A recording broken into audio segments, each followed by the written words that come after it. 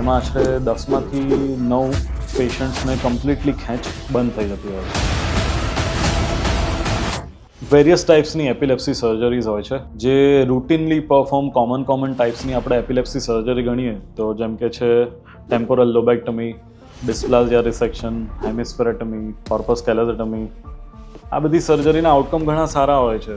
આમ સાદી ભાષામાં કહું તો આ ટાઈપની સર્જરી આપણે જેટલા પેશન્ટ્સમાં કરતા હોઈએ છીએ, સક્સેસફુલ એપિલેપ્સી સર્જરી પછી આ બધી દવાઓ ધીમે ધીમે 6 થી 8 મહિનામાં કમ્પ્લીટલી બંધ થઈ જાય છે.